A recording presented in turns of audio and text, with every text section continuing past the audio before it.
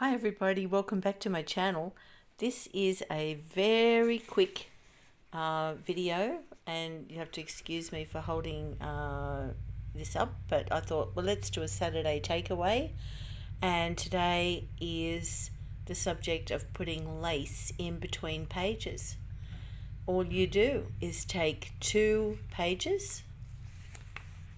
Here I've got a nice bird page print, and on this page, the language of flowers. This is from Polka Art Studios. I'm working on a guest design team project for them, and because it's a Victorian flavour, I wanted to put lace on my pages. So you can see what I've done here. I've just got 2 pieces of paper. I've put them together, wrong sides together, and I've sandwiched, I've torn the top. You can see my beautiful tearing job.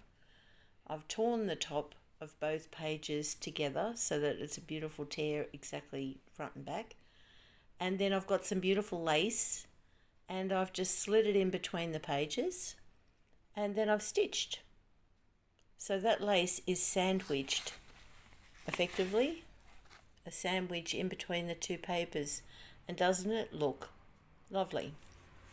Now, another idea I have is this one. Well, actually, it's not my idea. I'm just copying and trying to understand what Kathleen Sundby does. She is a master. This is just a coffee-dyed piece of paper, and I've just folded it in half, torn the sides really nice and deep and roughly by hand, not with a tear ruler, just by hand. So you get that beautiful irregular tear.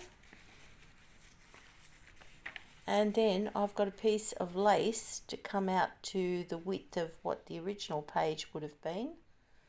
And I've just stitched it with a sewing machine. So that's really a great idea. And if you don't have a sewing machine, glue would accomplish the job just as well. And then that can be embellished as you wish. That's idea 2. Then there was this one, and it's the same thing. Sandwich 2 pieces of paper together. I'm just holding my phone. I don't know why, because it's probably going to make it awkward for you. I apologise. So I've sandwiched 2 pieces of paper together, held those 2 pieces, folded them half, and held them all together, and done a deep tear, and then just popped the lace, nice wide lace in, so that it will come to the right width of my book, and just peek over the edges and look amazing. This little one, oh, isn't she amazing? She must be a queen or a princess. Isn't she stunning? What an image. I haven't torn the edge of this one. I have just attached 2 pieces of paper. Yes, I have sandwiched it, I beg your pardon, but I haven't torn. And I've just sandwiched it and left it straight. And I guess it's artist choice there. It's what kind of lace you have, whether it's flat, whether it's deep, whether it's narrow. You might like it peeking out over this rather than have it sandwiched in. You could just stitch it onto a single piece of page if you wish. And up in the top right hand corner, that is a marker seat clip-on earring. And I don't know whether it belonged to my mum or whether I got it at the op shop. I honestly don't remember. And it's as light as a feather, but what a lovely page embellishment.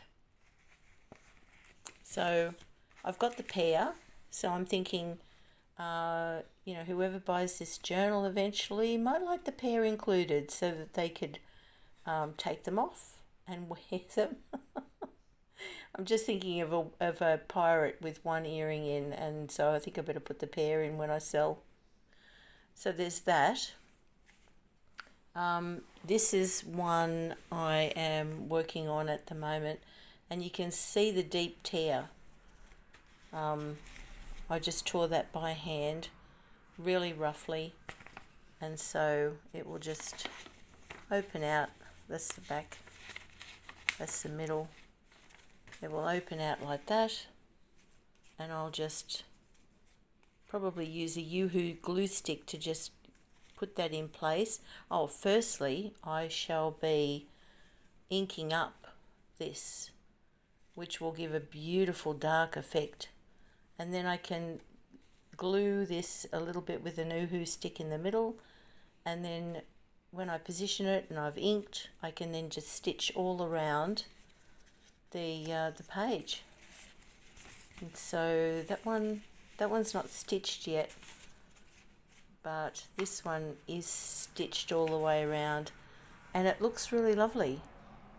And because it's only 80 GSM photocopy paper, you now have the weight of 160. See, I even remembered my math, which I'm not good at.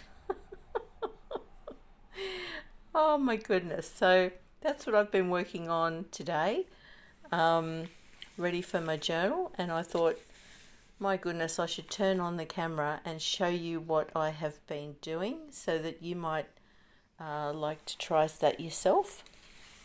The other thing I did was from Kathleen again, Kathleen Sundby. She does these Edith Holden journals, and they're amazing. And she does these little snippets. And I was watching her, and she puts them on the diagonal this way and that way. And hers looks a hell of a lot better than mine, I must say. But anyway, she inspired me. I used what I had. She had wallpaper here. I've never ever owned a piece of wallpaper, and so obviously I didn't have any, but I thought I do have. I don't know how it came to me. I'm just brilliant like that, I guess. A big thick piece of watercolor paper, which is beautiful and furry feeling and nice and thick and juicy, and I thought if I emboss it, that will give me the feel of wallpaper, and by golly it did. So anyway, I was really pleased with that, and I'm just going to play around with that, because that might make a really interesting tab or an edge with embossed watercolour paper. And perhaps I can even, if I get my finger out, I might even be able to paint it a nice colour. So there was that. What else have I done? I've done heaps and heaps and heaps of ephemera. There's a pocket. Isn't that gorgeous? Poker Art Studios. I can't recommend them highly enough.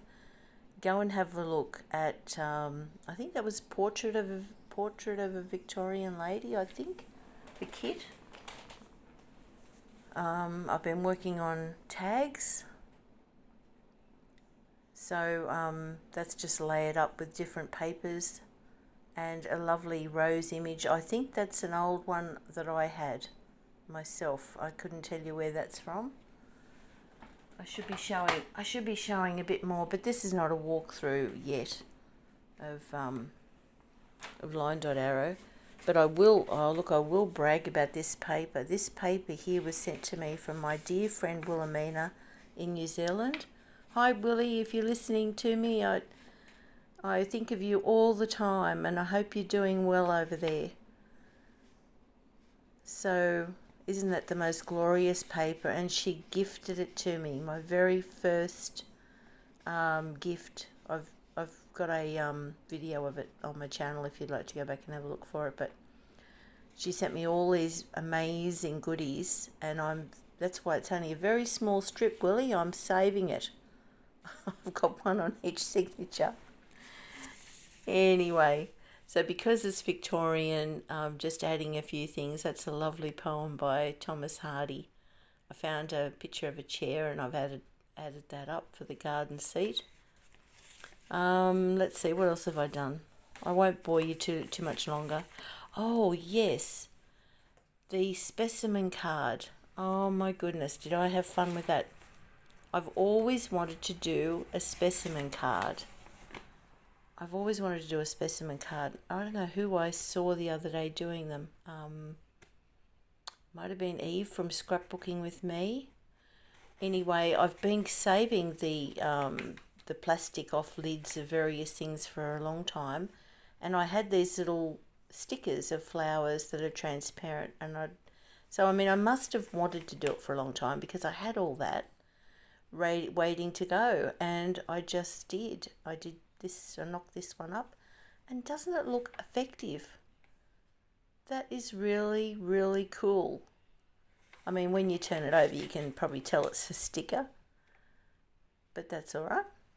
We won't turn it over too much, will we? So that was incredible. That was really cool. And I followed along. Now, who was it? Someone was doing a tutorial. That's another nice pocket. A lady in the garden reading a book. There were these little fold-out books, and they were so easy. Just a trifold and a little clasp. And I went berserk doing them. So I had fun doing those. There's one with an image from Polka Art Studios, and I've used the butterfly as a closure, so that will actually come out like that. But I'm one-handed, so I'm not even going to try and juggle. I found some flocked paper I got out of a special from Kaisercraft a long time ago, and I had an envelope template, so I just made an envelope which I think will look stunning hanging over the edge of a page. And the tags of the images from the kit I'm using. Isn't she divine? Oh, I wish I had a dressing gown top like that, or nightie. I don't know whether you'd sleep. It might have been like a brunch coaty top, but isn't that gorgeous? Looks like it's fluffy fur to keep her shoulders warm. So pretty. Of course, there wouldn't be enough fur in all of Christendom to cover my giant shoulders. And that's a window from Shabbydabbydoohdah from Tina, and I've put a little bit of note paper in there so that could be a secret quote spot or something. But they're adorable. I love all Tina's things, so I had to throw that in there. I don't think there's. I did a belly band with a slide out journal card, and then that's just an old window faced envelope. The lovely young man. That must be her darling in the window. Well, I'm going to leave it there for now and say that I hope you're all well and you're crafting and you're having a wow of a time, because I am. As you can see, I have inspiration and ideas all around me. Oh dear. Okay, so thank you so much for all my wonderful subscribers. Thank you for joining in all my madness. This is there's 402 of you now, which, thank you. And if you're watching this and you haven't subscribed, just click that subscription button, please. It's nothing for you to do that. I mean, it doesn't cost you any money, but by goodness, you give me a lot of joy. And for over the 400, thank you, ladies. You're all absolutely incredible. And wow, what a journey. Anyway, I shall stop now, once again, rambling on. Stay safe, everybody, and thank you so much for joining me. I'll see you on the table next time. Bye.